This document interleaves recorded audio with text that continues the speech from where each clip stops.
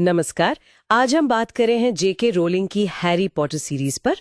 हमारे पास एक दस्तावेज के कुछ अंश है, हैरी पॉटर जादुई दुनिया की यात्रा।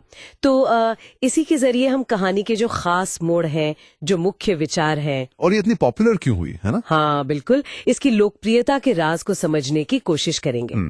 तो कहानी शुरू होती है एक अनाथ लड़के से, हैरी पॉटर। उसे अचानक पता चलता है कि वो एक जादूगर है। हाँ। और फिर हॉगवर्ट्स में उसकी पढ़ाई, दोस्ती, हिम्मत और आखिर में लॉर्ड वोल्डेमॉर्ट से उसका जो टकराव है, वो सब। हाँ, और ये जो विश्लेषण है हमारे पास, ये हमें सातों किताबों के सफर पर ले जाएगा। हम देखेंगे कि कहानी कैसे विकसित होती है और कौन से गहरे विषय सामने आते हैं, जैसा इस दस्तावेज में बताया गया है। चलिए तो फिर किताबों के सफर को थोड़ा करीब से देखें। पहली किताब फिलोसोफर्स स्टोन, ये हमें जादुई दुनिया से मिलवाती है। हाँ, एक तरह का परिचय। बिल्कुल। विश्लेषण कहता है कि इसका अंदाज हल्का फुल्का है, रोमांचक। हैरी और उसके दोस्त वोल्डेमॉर्ट को वो जादुई पत्थर हासिल करने से रोकते हैं। हाँ, वो शुरुआत है। फिर दूसरी चेंबर ऑफ सीक्रेट्स, उसमें थोड़ा रहस्य है, थोड़ा डर का माहौल है। सही। और तीसरी प्रिजनर ऑफ अज़्काबान, वो कहानी को एक भावनात्मक मोड़ देती है ना? हाँ। सीरियस ब्लैक की सच्चाई। हाँ हाँ बिल्कुल। और उसमें वो टाइम ट्रैवल वाला हिस्सा भी तो है, वो काफी दिलचस्प मोड़ था। और यहीं पर चौथी किताब का जिक्र अहम हो जाता है, गॉबलेट ऑफ फायर। हाँ।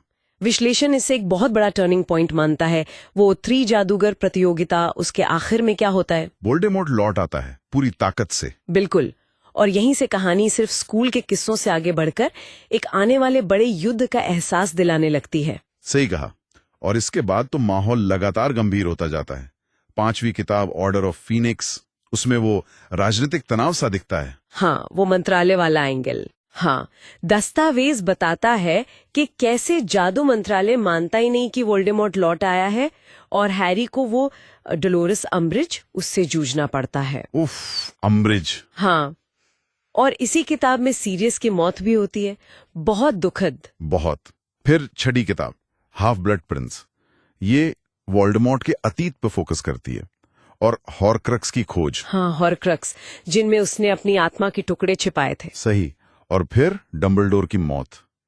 जैसा विश्लेषण में भी कहा गया है, ये कहानी को और ज्यादा उदास और निर्णायक बना देती है। और अंत में 7वीं डेथली हैलोज, हैरी, रॉन और हरमाइनी वो हॉरक्रक्स नष्ट करने के मिशन पर निकल जाते हैं। हाँ बिल्कुल, जिसका अंत होता है वोल्डेमॉर्ट के खिलाफ उस महायुद्ध में। बलिदान भी है पर उम्मीद भी आखिर में। इस पूरी कहानी में जो मुख्य विषय हैं, उनका विश्लेषण भी काफी दिलचस्प है। जैसे अच्छाई बनाम बुराई, पर ये सीधी सपाट लड़ाई नहीं है। नहीं, बिल्कुल नहीं। नैतिकता के कई, क्या कहते हैं, पेच हैं उसमें। और प्यार, बलिदान, ये तो जैसे पूरी कहानी में बुना हुआ है। बिल्कुल। हैरी की माँ का प्यार, दोस्तों की वफादारी। बिल्कुल।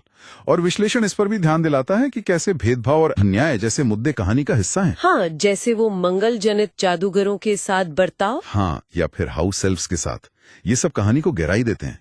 और जाहिर है, ये हैरी के बड़े होने की भी कहानी है। और वो शक्ति और लालच का टकराव, वोल्डेमॉर्ट की अमरता की चाह और डंबलडोर का नजरिया। हाँ, ये भी एक बड़ा थीम है। दस्तावेज में सीरीज की जो ताकत है, उस पर भी बात कही गई है। हाँ। जैसे कमाल की वर्ल्ड बिल्डिंग, मतलब एक पूरी जादुई दुनिया रच देना। हाँ, जो विश्वसनीय लगे। और किरदार, ऐसे किरदार जो याद रह जाएं। और ये कि कहानी हर उम्र के लोगों को अपील करती है। हाँ, वो तो है, लेकिन विश्लेषण कुछ कमजोरियों का भी जिक्र करता है। ऐसा नहीं कि सब परफेक्ट है। अच्छा, जैसे कुछ लोगों को कहानी के कुछ हिस्से, खासकर ऑर्डर ऑफ फीनिक्स, थोड़े धीमे लग सकते हैं। पेसिंग का इशू, हाँ, ये मैंने सुना है। और कहीं कहीं लगता है कि जो रोमांटिक रिश्ते हैं वो थोड़े जबरदस्ती फिट किए गए हैं। और एक आलोचना ये भी है कि किरदारों में विविधता की थोड़ी कमी महसूस हो सकती है।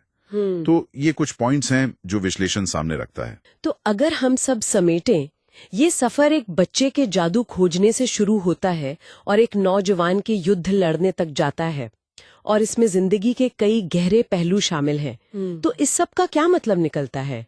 शायद यही कि दोस्ती, प्यार, हिम्मत, ये अंधेरे में भी रास्ता दिखाते हैं। बिल्कुल। और आलोचनाओं के बाद भी, जैसा ये विश्लेषण भी मानता है, सीरीज की अपील आज भी बनी हुई है। शायद इसकी वजह वही सार्वभौमिक थीम्स हैं, प्यार, नुकसान, पूर्वाग्रह, सही गलत का चुनाव, हाँ, और वो जटिल दुनिया जिसमें पाठक खो जाते हैं। और शायद वो बड़े होने की कहानी वाला पहलू। वो बहुत से लोगों को अपनी कहानी जैसा लगता है। सही कहा। तो आखिर में एक सवाल सोचने के लिए छोड़ जाते हैं, जो इस विश्लेषण के विषयों से ही जुड़ा है। कहानी में हमें शक्ति का गलत इस्तेमाल दिखता है, पूर्वाग्रह दिखता है, सच को नकारने का रवैया दिखता है, जैसे मंत्रालय का इनकार या वो भेदभाव वाली बातें। हाँ। तो सवाल ये है कि क्या आज की हमारी गैर जादुई दुनिया में पाठक इनके साथ कोई समानता देख सकते हैं या इनसे कोई सबक सीख सकते हैं?